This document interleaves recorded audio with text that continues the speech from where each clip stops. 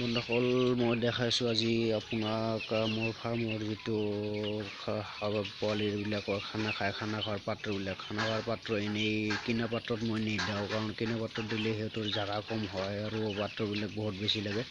সেইকাৰণে মই নিজে হাতে বনোৱা ঘৰতে এটা বাঁহেৰে কেনেকুৱা বনাইছোঁ মই আপোনাক দেখাইছোঁ, আৰু খানাবিলাক কেনেকৈ দি আছোঁ। চববিলাক পোৱালি একেবাৰে একেলগতে খানা খাব পাৰে এইটো পাত্ৰটো কেনেকুৱা বনাইছোঁ মই আজি আপোনাক দেখাব বিচাৰিছোঁ। তো বন্ধুসকল আপোনালোকে স্কিপ নকৰি ভিডিঅ'টো চাই থাকক, মই কেনেকুৱা জেগা এটা খানা দিওঁ আৰু কেনেকুৱা জেগা এটা মানে সিহঁতে খায়।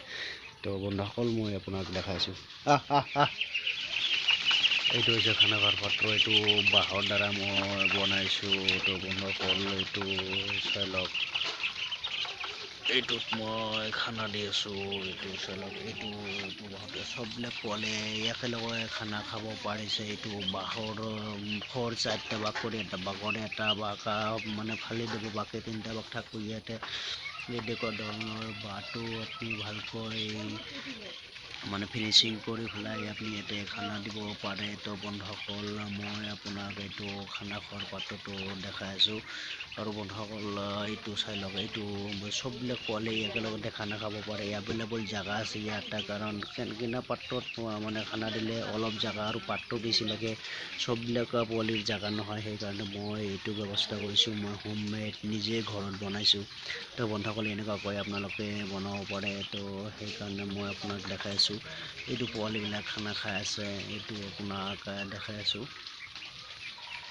এইটো চাই লওক, এইটো খানা খোৱাৰ পাত্ৰটো কেনেকুৱা ধৰণৰ লম্বা, মানে মোৰ ঘৰখন যিমান বহল সিমানে বহল কৰি 8 ফুট বহল কৰি খানা খোৱাৰ পাত্ৰখন বনাইছোঁ মই, আৰু আপোনাক দেখাই আছোঁ। মই যিটো পানীৰ পাত্ৰটো কেনেকুৱা ধৰণৰ মই আপোনাক দেখাই আছোঁ। এইটো পানীৰ পাত্ৰত মই আপোনাক পানী দি পেলাই দেখাই আছোঁ। এইটো পানীৰ পাত্ৰত মই পানী দিছোঁ, দি পেলাই আপোনাক দেখাইছোঁ। এইটো নিশ্চয় বাঁহেৰে বনাইছোঁ মই, এইটো বাঁহেৰে বনাইছোঁ। বা মানে এক লগত আৰু দুইফালৰ পৰা চব এইটো চাই লওক, দুইফালৰ পৰা খাব পাৰে হাঁহবিলাকে, দুইফালৰ পৰা খাব পাৰে। তেতিয়া আৰু সেইটো দিগদাৰী নহয়, ইমান পাত্ৰৰ প্ৰয়োজন নহয়, এটা পাত্ৰতে মানে চাফিচিয়েণ্ট। তো এনেকুৱা ধৰণৰ আপোনালোকে বনাব পাৰে পাত্ৰবিলাক। এইটো চাই লওক, মই আপোনাক দেখাই দি আছোঁ। এইটো এনেকুৱা ধৰণৰ পাত্ৰ বনাই আপুনি পানী দিব পাৰে। এইটো মই যেনেকুৱা দি আছোঁ, এইটো চাই লওক। এভেইলেবল খাবৰ জেগা আছে সিহঁতৰ, এইটো চাই লওক। এই গোটেইকেইটা পোৱালি এতিয়া মই দেখাই আছোঁ আপোনাক খানা খোৱাৰ চিষ্টেমটো। তো সেনেকুৱাকৈ আপোনালোকে খানা খোৱাৰ চিষ্টেম বনাব পাৰে, পাত্ৰ বনাব পাৰে।